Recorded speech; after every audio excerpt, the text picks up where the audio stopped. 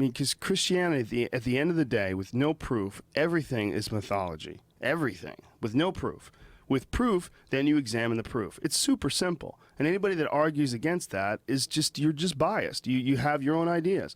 If you have some proof that there was a God, that this God had one son, and he made this son come down and get the fuck beat out of him and nailed to a board so that we could all have no sin. Can you show me some studies?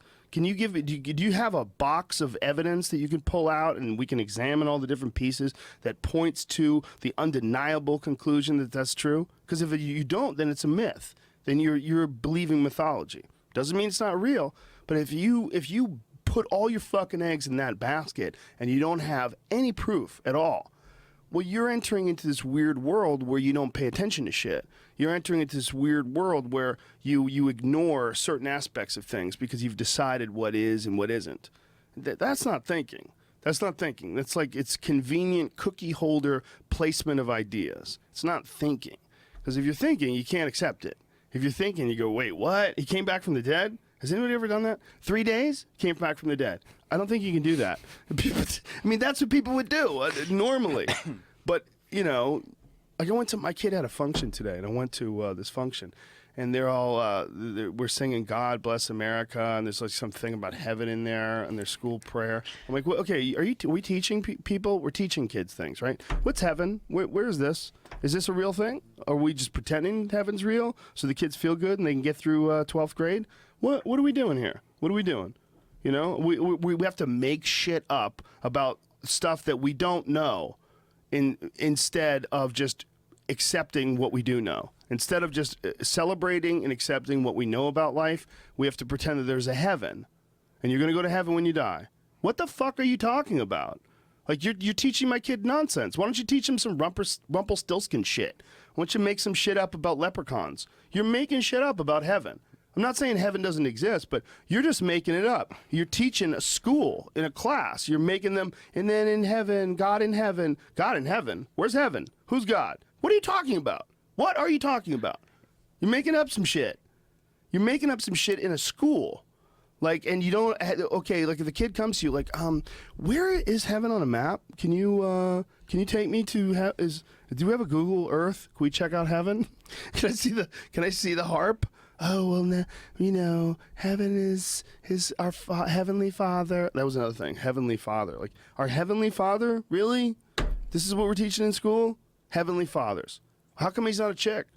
You know? Moms are usually better at, like, raising you than dads. Dad's working all the time. It is weird that when you have a kid that you do nothing but lie to them their first 10 years of their life, like about Santa Claus, bunny rabbits, Jesus, monsters. Well, the Jesus thing keeps going. That's the weirdest part about it. And again, it's just not saying that Jesus isn't real. It's just saying, like, if that story existed in any other form other than religion, you'd be like, what? If you looked at that story outside of religion, if it wasn't something that, you know, you made the sign of the cross every morning and went to school and prayed, if you just read the story about a guy who was magic and could turn water into wine, who could heal people. What did he do with fish? Did he fucking give people fish or some shit? Make some fish? The whole thing's so stupid. You'd be like, wait a minute, who told you this? Well, it's a long story. See, it was actually spoken about for about 1,000 years before anybody bothered to write it down. You'd be like, wait, what? Shut the fuck up. They told it for 1,000 years. The Old Testament, they told the Old Testament for 1,000 years. They used, it was spoken for 1,000 years. That's so long. That's like, just stop and think how fucking stupid that is. That literally, that would be like going back to like the Julius Caesar days. And Julius Caesar, like 1,000 years ago, was that the Romans were around 1,000 years ago, right? No, before that. It'd be like Genghis Khan. It'd be like Genghis Khan's life, and no one bothers to write it down until now. I mean, that's so stupid. The idea behind that is so stupid that you could tell a story for 1,000 years and get it right when you write it down.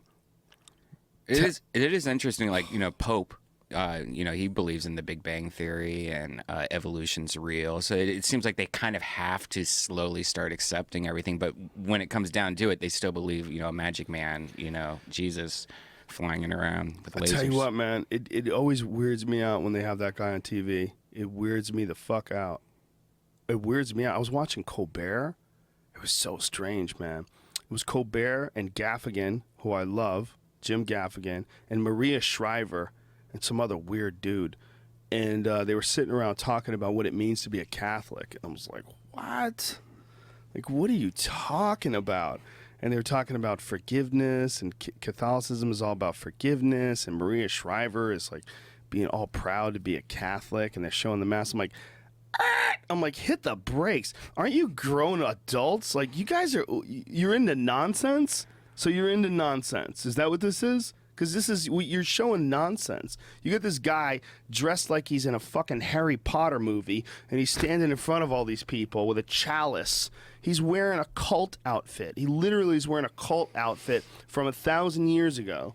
And you're all sitting there listening to this nonsense. Total nonsense. He's not even speaking it in English. And you're there. You're like, yes, we're here. We're here to witness the Holy Father. Like, what the fuck are you talking about? You're there to witness a guy who works for an organization that owns a building that houses the largest gay bathhouse in Europe. Yeah, that's what the Vatican owns. I mean, the whole thing is so fucking ridiculous. And that this guy is meeting with all these people all across America, and they're all so happy to meet the Pope. This is so amazing. And he listens to people's stories, and he decides whether or not people should be able to get married if they're gay. It's hilarious.